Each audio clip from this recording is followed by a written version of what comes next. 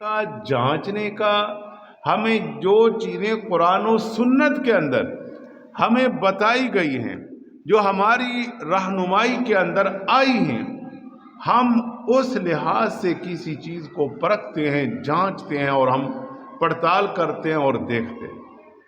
تو رب تعالیٰ فرماتا ہے رحمان کے بندے، سبحان اللہ، عباد الرحمن، رحمان کے بندے وہ بھی ہیں اس کائنات رنگ و بو کے اندر رہتے ہیں، لیکن جب وہ زمین پر چلتے ہیں تو عاجزی کے ساتھ چلتے ہیں۔ وَعِبَادُ الرَّحْمَنِ الَّذِينَ يَمْشُونَ، کہ رحمان کے وہ بندے جب وہ زمین پر چلتے ہیں تو کس طرح چلتے ہیں؟ فرمایا کہ وہ عاجزی کے ساتھ، انکساری کے ساتھ چلتے ہیں۔ ان کے وجود میں عاجزی نظر آتی ہے، ان کے وجود مسعود میں انکساری نظر آتی ہے۔ ایک تو یہ پتہ چلتا ہے، کیونکہ آپ علیہ السلام نے فرمایا کہ اللہ والے کون ہیں؟ فرمایا خیارکم الذین اذا رؤوا ذکر اللہ، کہ جب تم انہیں دیکھو رب کی یاد آ جائے، رب تعالیٰ کی یاد تمہارے اندر پیدا ہو جائے۔ یہ آپ صلی اللہ علیہ وسلم نے فرمایا۔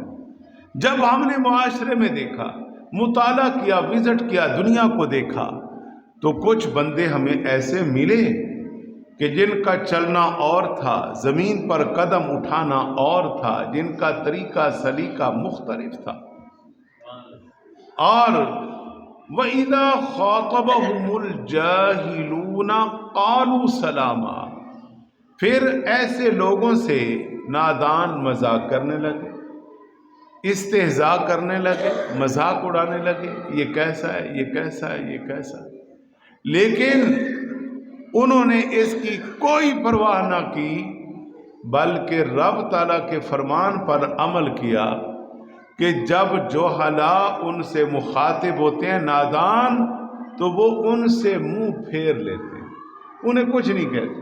کیوں؟ انہیں کچھ کہنے کا فائدہ ہی نہیں، انہوں نے الٹا زیادہ باتیں کرنی، لہذا وہ اپنے اس اہدنا الصراط المستقیم پر اپنا گامزن رہتے ہیں، اسی پر بڑھتے رہتے ہیں، چلتے رہتے ہیں، اور اللہ رب العالمین کے قرب کے لیے کوشاں رہتے ہیں۔ وَعِبَادُ الرَّحْمَنِ الَّذِينَ يَمْشُونَ عَلَى الْأَرْضِ هَوْنًا وَإِذَا خَاطَبَهُمُ الْجَاهِلُونَ قَالُوا سَلَامًا، بلکہ انہیں سلام کہتے ہوئے آگے چل دیتے ہیں، پرواہ ہی نہیں کرتے کہ تمہارا اپنا نظام ہے، تم چلاؤ۔ اس لیے پتہ چلا کہ جو اللہ کا ولی ہوتا ہے اسے دنیا میں کسی کا ڈر نہیں ہوتا، کسی کا خوف نہیں ہوتا، وہ اپنے مگن کے اندر ہوتا ہے، رب کی عبادت میں ہوتا ہے، رب کی ریاضت میں ہوتا ہے، جناب تفکر کائنات میں مصروف ہوتا ہے، اور اسی میں بڑھتا جاتا ہے۔ اور جو جہلا نادان باتیں کرتے ہیں اور انہیں وہ کہتے ہیں سلامتی ہو، سلامتی ہو، تم اپنے حال پر ہو، اور اعراض کرتے وہ ادھر سے آئیں یہ ادھر چلے جاتے ہیں، ادھر سے آئیں وہ ادھر چلے جاتے ہیں، ادھر سے آئیں وہ ایسے چلے جاتے ہیں، پرواہ نہیں کرتے۔ کیوں؟ انہیں معلوم ہے کہ اللہ کا حکم کیا ہے، کہ اس وقت ولیوں پر طنز ہو رہا ہے، اللہ کے ولیوں پر مذاق ہو رہا ہے، تمسخر اڑایا جا رہا ہے، وہ سائڈ پہ ہوتے ہیں۔ پھر فرمایا یہ تو ہو گیا دن، تو ان کی راتیں کیسے گزرتی ہیں؟ وَالَّذِينَ يَبِيتُونَ لِرَبِّهِمْ سُجَّدًا وَقِيَامًا، کہ اللہ والے جو ہیں نا جی، ان کی راتیں ایسے گزرتی ہیں کہ وہ اللہ کی عبادت میں راتیں گزارتے ہیں، اور اپنے رب کے لیے کبھی تو وہ قیام کے اندر تمہیں نظر آئیں گے اور کبھی سجدوں کی حالت میں نظر آئیں گے۔ ہاں جی، ان کے لمبے لمبے قیام، طویل طویل سجدے، اور بس پھر یہ لگتا ہے کہ رات کم ہو گئی ہے، ابھی تو لطف کے مراحل شروع ہونے جا رہے ہیں۔ ساری رات قیام میں گزر گئی، قرآن کی تلاوت میں گزر گئی، ساری رات سجود کے اندر گزر گئی یار، اور صبح کیا ہے کہ آج رات عبادت نہ بس مناسب ہی ہوئی ہے۔ یہ اللہ والوں کا جو ایک سوچ ہوتی ہے، ایک فکر ہوتی ہے کہ یعنی اللہ رب العالمین کی عبادت اتنی کرتے ہیں، اتنی کرتے ہیں، اتنی کرتے ہیں، پھر بھی یہی ہوتا ہے کہ کوئی عبادت نہیں کی اور ان کا دل بھرتا نہیں۔ جب یہ کیفیت پیدا ہو جائے تو وہ اللہ کا دوست ہے، وہ اللہ کا ولی ہے۔ اور کہیں اگر سوچ یہ ہو کہ فرض نماز پڑھنا بھی مشکل ہو، اگر آ جائیں تو طبیعت میں یہ ہو کہ کب جان چھوٹے گی، ہو رب کی عبادت رہی ہے، سوچ یہ ہے کہ کب جان چھوٹے گی۔ ارے بھائی تجھے باندھا کس نے تجھے پابند کیا کہ تو آ اور نماز میں شامل ہو؟ اگر رب کی عبادت کرنے آیا ہے تو پھر تیری سوچ اور فکر یہ ہو کہ آج تو یار لمبی نماز ہونی چاہیے، میں سنتیں پڑھوں، نفل پڑھوں، آج تو زیادہ سے زیادہ عبادت کروں کہ بس عبادت ہی کرتا رہوں۔ نظام چلتے رہتے ہیں، کوئی بھوکا نہیں مرا آج کا تک کائنات میں۔ جب ایمان ہمارا مسلمانوں کا پختہ ہے کہ واللہ خیر الرازقین، اللہ بہترین رزق دینے والا ہے، اس میں کوئی شک نہیں۔ جب ہمارا ایمان پختہ ہے وہ ہمیں رزق دے گا، جب مانگنا ہی اسی سے ہے کہ مالک تو نے پیدا کیا، تو مالک ہے، تو مختار ہے اور رزق کا ذمہ دار تو ہے، ہاں کوشش کرنا وہ میری ذمہ داری۔ لیکن جب عبادت میں آ جائے تو بس ایسا یہ اعتکاف رمضان میں کیوں ہوتا ہے بھائی جان؟ اعتکاف کرنے والا یہ سوچ کر آتا ہے کہ میں رب کو راضی کرنے کے لیے آیا ہوں، اے رب میں نے تیری بارگاہ میں ڈیرا ڈال دیا ہے، بس اب میں بیٹھا ہوں، میرا دن بھی تیرے لیے، رات بھی تیرے لیے، اب تیری مرضی۔ یہ عبادت ہو رہی ہے، اللہ قبول فرمائے۔ تو بات یہ ہے، یہی باتیں ہمیں حضرت شیخ عبد القادر جیلانی کے حالات میں ملتی ہیں۔ صاحب قلائد الجواہر لکھتے ہیں کہ حضرت شیخ عبد القادر جیلانی رضی اللہ عنہ جب انہوں نے علوم دینیہ حاصل کر لیے، یہ مکمل کر لیے، تو دینی تعلیم مکمل کرنے کے بعد عبادات و ریاضات میں یکسوئی حاصل کرنے کے لیے جنگلوں کا سفر کیا۔ اور کتنا سفر کیا؟ 25 برس۔ کتنے برس جی؟ 25 سال انہوں نے جنگلوں کے اندر گزار ڈالے۔ کئی دن فاقہ ہوتا، وجود کے اندر طاقت نہ رہتی، گر پڑتے، لیکن اس حالت میں بھی اپنے آپ کو سنبھالتے کہ یا اللہ میں تیری عبادت نہ کر سکتا۔ بعض دفعہ گھاس کھاتے، درختوں کے پتے کھاتے۔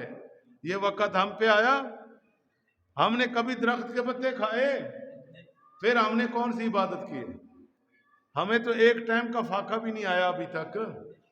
اس لیے ہم جھوٹے ہیں میرے دوستو، ہم جھوٹے ہیں، سوچئے ہم جھوٹے ہیں۔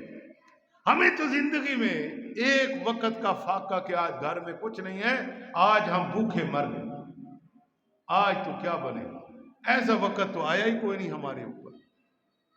ہاں بات یہ ہے کہ گھر میں 10 چیزیں تو پڑی ہوں گی، ہم یہ سوچ رہے ہوں کہ 2 چیزیں اور ہونی چاہیے۔ یہ سوچ فکر تو آ رہی ہے سامنے، لیکن کسی نے کبھی آج تک، میں اپنی عمر کے اس حصے تک، ہمارا شعبہ بھی ملاقات اور دینی شعبہ ہے، ہر بندے سے وابستگی ہے، مجھے تو آج تک کسی نے نہیں کہا کہ میرے گھر میں فاقہ ہے، میرے بچے بھوکے بیٹھے ہیں، میں مر گیا۔ ہاں تو بات یہ ہے کہ سوچئے، حضرت شیخ عبد القادر جیلانی کا آج محراب و منبر میں نام لیا جا رہا ہے تو اس میں کوئی راز ہے، اس میں کوئی بات ہے۔ ان کی باتیں کیسی ہیں، ان کی ریاضتیں کیسی ہیں، ان کا علم کیسا ہے، ان کا عمل کیسا ہے۔ اور جب آپ علم حاصل کر رہے تھے، یہ بھی ایک بات نوٹ کر لیں، آپ کئی سال ہو گئے تھے بغداد شریف میں، آپ پڑھ رہے تھے تو والدہ محترمہ نے دیکھا کہ میرے بیٹے کو ایک عرصہ ہو چکا ہے، مجھ سے جدا ہے، علوم دینیا میں مصروف ہے۔ تو والدہ نے ڈھونڈنا شروع کیا، آپ جیلان میں تھے تو میں کسی کو کچھ پیسے دے کر بھیجوں جو میرے بیٹے تک پہنچا دے، 100 کلومیٹر سے زائد کا سفر ہے، اب کون وہاں پہ جائے؟ والدہ روزانہ ادھر ادھر پھرتی گھومتی اور پوچھتی کہ بھئی کوئی بغداد جانے والا ہے۔ آخر کار ایک دن ایک مقام سے نہ آ رہی ہے، آگے ایک آدمی مل گیا جس سے ظاہر لگتا تھا کہ یہ کوئی سفر پہ روانہ ہونے والا، تو اس سے رک کر پوچھا، یار ماں بڑی مہربان ہوتی ہے اولاد، ماں کے اندر رب تعالیٰ نے انوکھا ہی پیار رکھا ہوتا۔ ماں نے کہا اس آدمی سے کہ آپ کدھر جا رہے ہیں؟ اس نے کہا میں بغداد جا رہا ہوں۔ اللہ اکبر! ماں پر کیا گزری ہوگی اس ٹائم، کتنی خوش ہو گئی کہ یہ بندہ آج مجھے وہ ملا ہے کئی دنوں بعد جو بغداد جا رہا ہے۔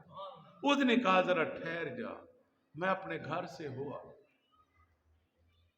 تو بغداد جا رہا ہے اور میرا بیٹا اسی بغداد شہر میں ایک مدرسہ ہے، گئی تو میں بھی نہیں، لیکن یہ ضرور ہے کہ وہاں پر وہ علوم دینیا حاصل کر رہا ہے، تو یہ 8 دینار لے جا اور میرے بیٹے تک پہنچا دینا تاکہ اس کے لیے کچھ دن گزارنا آسان ہو جائے۔ یار اب میں یہاں پہ کیا تقریر کروں، کیا باتیں کروں؟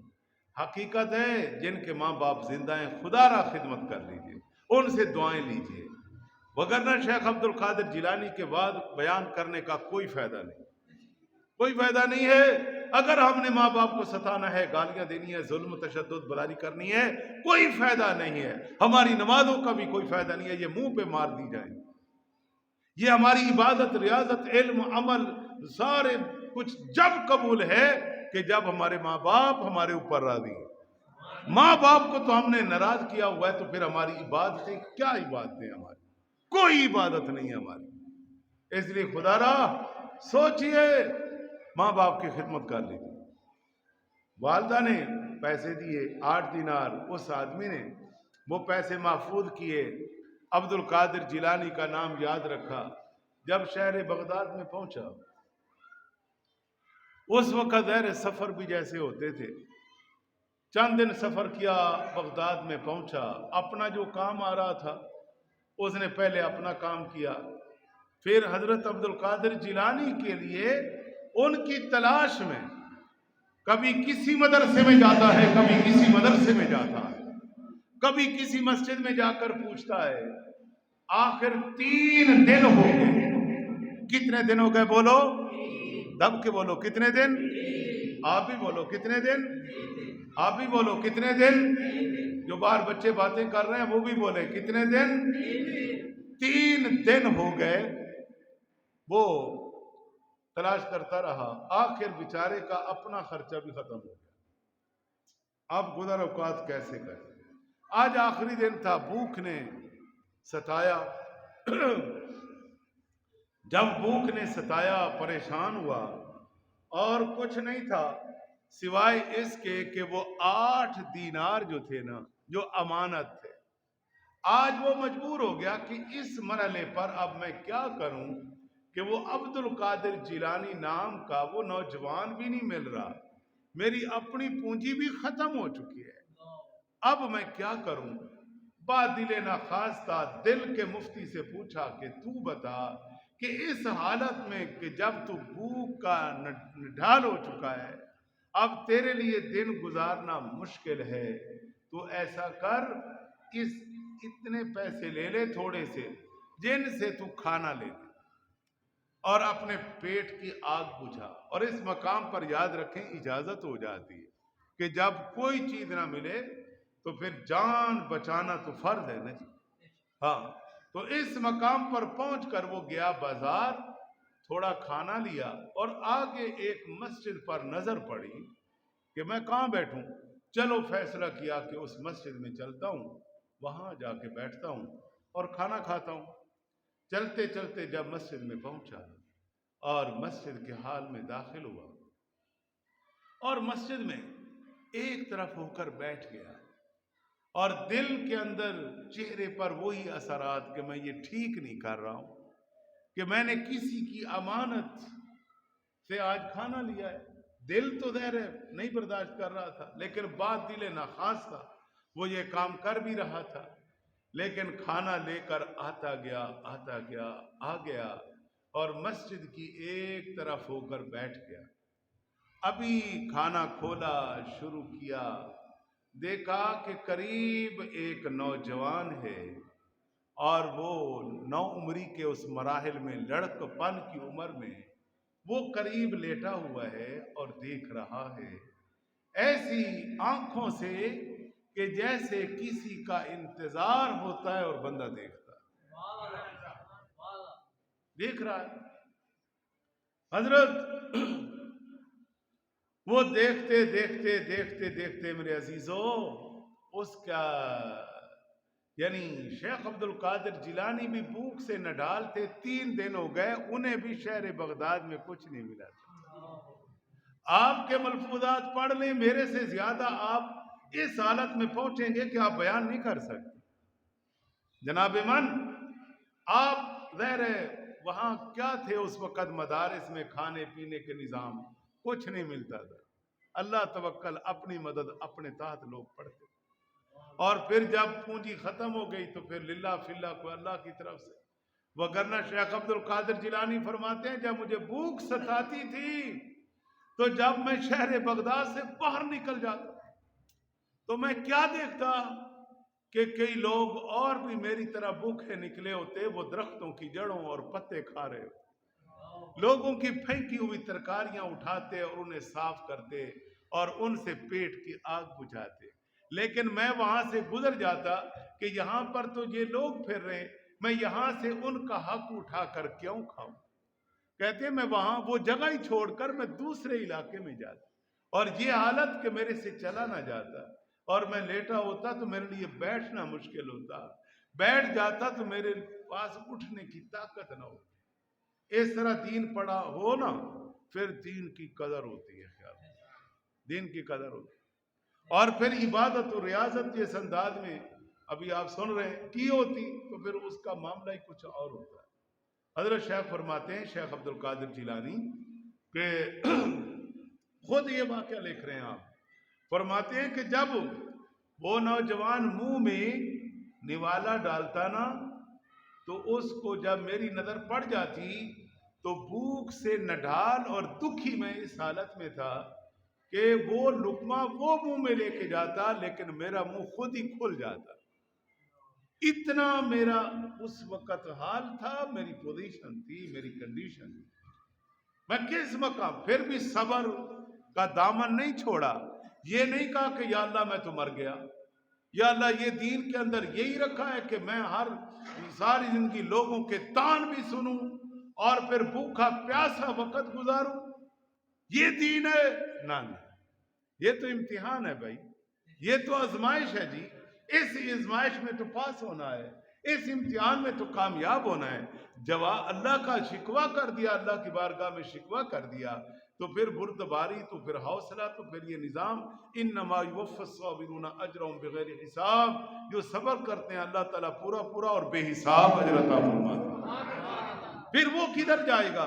حضرت شیخ فرماتے ہیں کہ میں وہاں لیٹا تھا، آخر اس آدمی نے 2-3 نوالے ڈالے، اس کی نگاہ بھی مجھ پر پڑ رہی تھی، آخر اس نے کہا، میں نوجوان سے پوچھوں، کہہ رہے تو کون ہے، اکیلا تنہا مسجد میں پڑا ہے، معاملہ کیا ہے؟ تو جب میں اس کی طرف متوجہ ہوا اور میں نے پوچھا کہ بھائی تو کون ہے، کہاں سے آیا، تو اس نے بڑی دھیمی سی آواز سے بتایا کہ میں جیلان سے آیا۔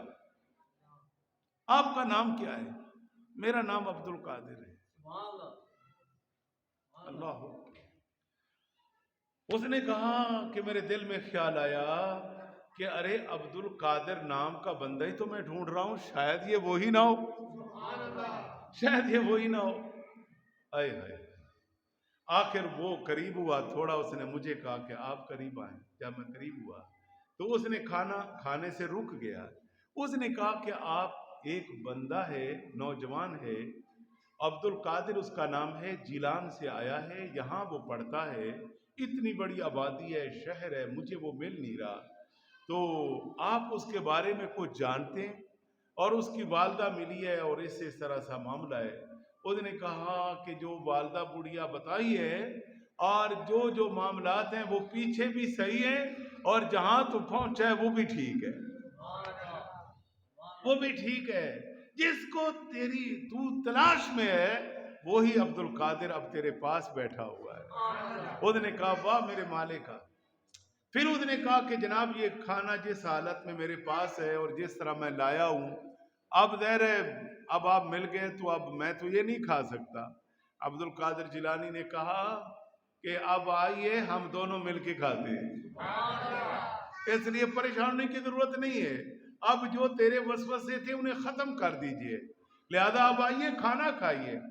تو دوستان محترم، اب اس میں کہنے کو تو ایک واقعہ تھا، ایک بات تھی، ایک داستان تھی، ایک دکھی کا معاملہ تھا. پیچھے ماں دکھیا ہے، آگے بیٹا بھوکا پیاسا دین کو نہیں چھوڑ رہا. اور آج لوگ کیا کہتے ہیں؟ اور دین پڑھیں گے تو لوگ مذاق اڑائیں گے، دین پڑھیں گے بھوکے مریں گے، دین پڑھیں گے یہ ہوگا، دین پڑھیں گے وہ ہوگا، فلاں ہوگا، زیادہ سے زیادہ مولوی بن جائیں گے. ارے بھائی دنیا میں اگر لوگ مولوی کہیں تو اور کیا چاہیے؟ اور کیا چاہیے؟ دنیا میں اللہ تعالیٰ محراب و منبر پہ بٹھا دے، اگر کچھ نہ ہو تو کوئی نہیں بٹھاتا. ہاں جی، مصلی رسول نصیب ہو جائے. ارے اس کو آپ اس مسند کو معمولی سمجھتے ہیں؟ یہ مسند کمزور ہے. اس مسند کی طاقت کا علم نہیں ہے. پھر تمہیں جسے علم ہے اسے معلوم ہے کہ یہ منبر رسول ہے، اس کے تقاضے ہیں، اس پر ہر بندہ نہیں بیٹھ سکتا، مصلی رسول پر ہر بندہ نہیں بیٹھ سکتا. تو شیخ عبد القادر جیلانی رضی اللہ تعالیٰ عنہ کی زندگی مشکلات سے بھرپور ہے، لیکن آپ کی تعلیم میں ان ظاہری مشکلات نے کوئی رکاوٹ نہیں ڈالی. نہ بھوک نے، نہ پیاس نے، نہ دکھ، نہ غم، نہ پریشانی، نہ والدہ کی جدائی. اس وجہ سے آپ کی تعلیم پر کوئی اثر نہیں پڑا. آپ اپنی تعلیم میں بڑھتے رہے. پھر جب عبادات میں آئے پھر نہ بھوک رکاوٹ ہے، نہ پیاس رکاوٹ ہے، نہ جسم کی کمزوریاں، نہ بیماریاں، کوئی رکاوٹ نہیں. عبادات میں بڑھتے رہے. جب زندگی کا ایک حصہ اس طرح طے کیا تو آج بنا ہے عبد القادر جیلانی. آج دنیا جناب 470 ہجری میں جس کی ولادت ہوتی ہے جناب، ہاں، اور وہ عبد القادر جیلانی اس صدی کا بندہ، اور آج جناب اس صدی میں ان کے تذکرے ایسے ہو رہے ہیں جیسے کل کی بات ہے. یہ تذکرے کون کروا رہا ہے؟ رب تبارک و تعالیٰ کروا رہا ہے. لیکن آئیے آج لوگ کہتے ہیں عبادت میں سکون نہیں ہے، نماز پڑھنے کو دل نہیں کرتا. میرا اس پر جواب کیا ہے؟